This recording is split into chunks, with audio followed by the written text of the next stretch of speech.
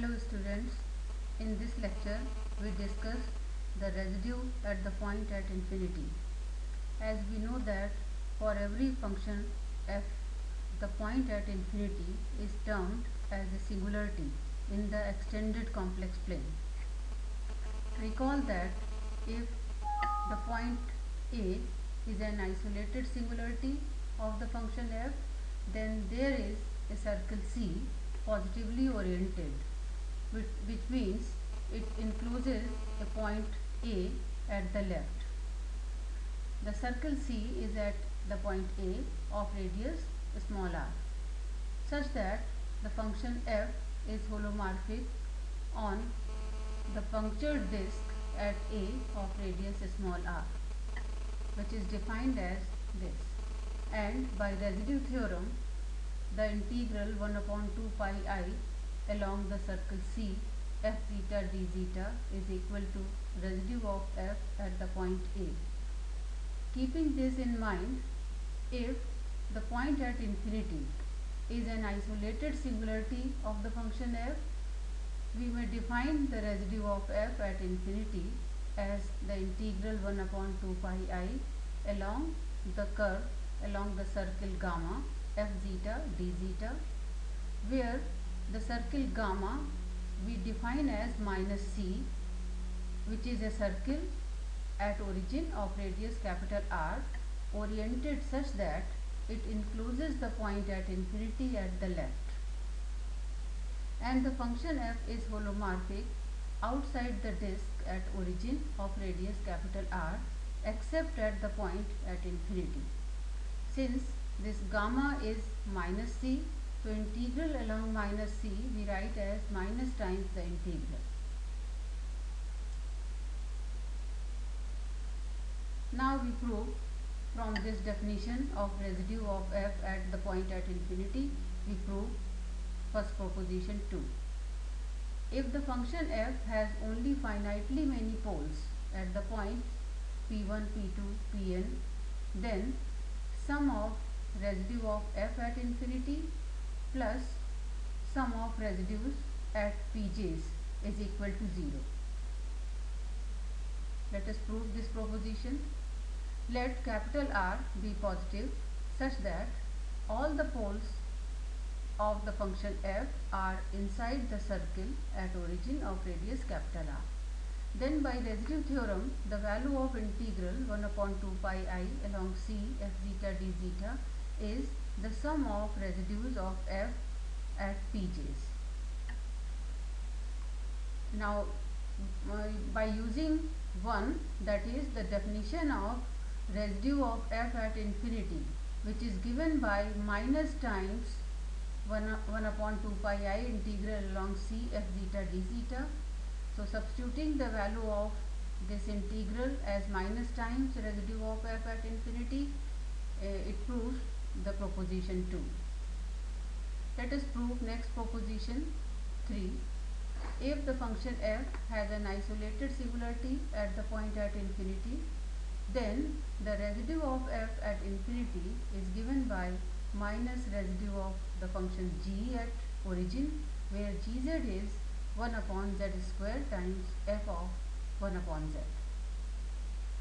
Let capital R be positive such that the circle C at origin of radius capital R is positively oriented, and the function f has no singularity outside the open disk at origin of radius capital R except at the point infinity. Let us transform this zeta as 1 upon w. This transformation is inversion. Then d zeta becomes minus 1 upon w square dw, and the circle C is transformed by this inversion to the circle minus c1, which is at origin of radius 1 upon capital R. This minus c is oriented negatively. Hence, the residue of f at infinity, which is defined by this integral, is transformed into the integral along c1. Since c is transformed into minus c1, now my integral along minus c1 is minus times the integral this, and f zeta is 1 upon w, and d zeta is minus 1 upon w square dw. So this minus minus plus, and this minus is because of minus c1. So residue of f at infinity is minus 1 upon 2 pi I integral along c1 gw dw. By residue theorem, this integral, where g has no singularity inside c1, since g is given by this, which has no singularity inside c1 except 0. Thus, by residue theorem, the value of this integral is the residue of g at origin. So this proves the proposition 2, that the residue of f at infinity is given by the residue minus times residue of g at origin. Now with the use of these two propositions 2 and 3, we may find the integrals of the functions having large number of poles. For example, to evaluate the integral along c dz upon z minus 5 times z is to power 17 minus 1, where c is a circle of radius 2 at the origin. Let the function fz be defined by this. Then the residue by residue theorem, the integral I is given by 2 pi I times sum of residues of f which are inside the circle C. Since these 70th roots of unity are inside the circle C, this singularity at z is equal to 5 is outside the circle C. So the value of integral is given by this by residue theorem. Obviously this sum of 17 terms is not easy to compute, but in view of the above propositions, we have the residue of f at infinity plus the sum of residues at finite number of poles is equal to 0. This is proposition 2. So by using this proposition 2, and we know that the residue of f at infinity is minus times the residue of g at origin by proposition 3, where gz is 1 upon z square times f of 1 upon z. Here fz is given by this 1 upon z minus 5 times z is to power 17 minus 1.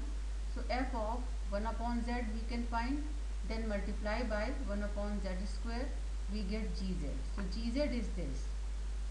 Now only we need to find residue of g at origin. From the definition of residue at simple pole is given by limit as z tends to 0, z times this gz, which comes out 0. Thus the residue of f at infinity is equal to 0. Now substituting the value of residue of f at infinity is 0, we get that sum of residues of f at pj is equal to minus times residue of f at 5. So we get this result. That means this sum of first 17 terms is equal to minus times residue of f at 5. And residue of f at 5 we can find by definition of residue as the limit z tends to 5, z minus 5 times fz. So z minus 5 factor will cancel out. As z tends to 5, the remaining term gives minus times 1 upon 5 is to power 17 minus 1. So this is the sum of residues. Hence again by residue theorem, the given integral I is minus times 2 pi I times this sum of residues, which is given by this. So by using these two proposition 2 and 3 based on residue of f at the point at infinity, we can find the integrals of functions having large number of poles. So this completes the second lecture.